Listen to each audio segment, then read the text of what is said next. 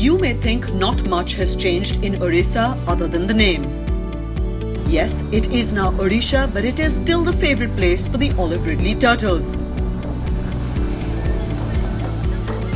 22.8% of its population remains tribal.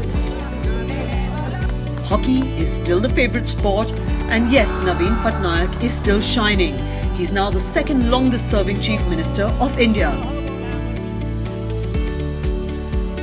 What you may not know is that Odisha is no longer one of the poorest states in India. A record 80 lakh people have been taken above the poverty line. That's because the government has steadfastly focused on 3 I's: irrigation, infrastructure and inclusion. The government plans to cover 10 lakh hectares under irrigation by 2019, and they have already achieved 5.3 lakh hectares by now. Favorable agricultural policies have resulted in a doubling of farmer incomes in the last 10 years. From a state that was deficit in food grain, Odisha is now the 3rd highest contributor to the public distribution system.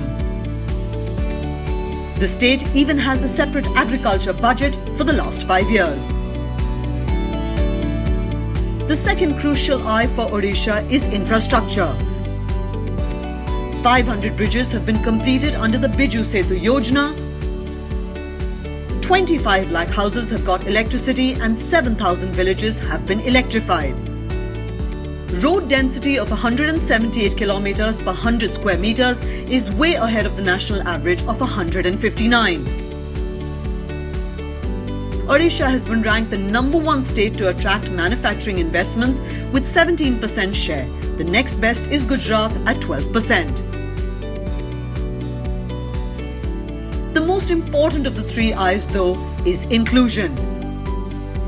Inclusion of scheduled castes, tribes and women. Odisha is the leading state in terms of providing residential schools. 1,670 such schools help 4.6 lakh tribals and other castes to access education and better living conditions. Meanwhile, school scholarship rates are revised according to inflation. Girls get rupees 8,000 per year and boys get rupees 7,500.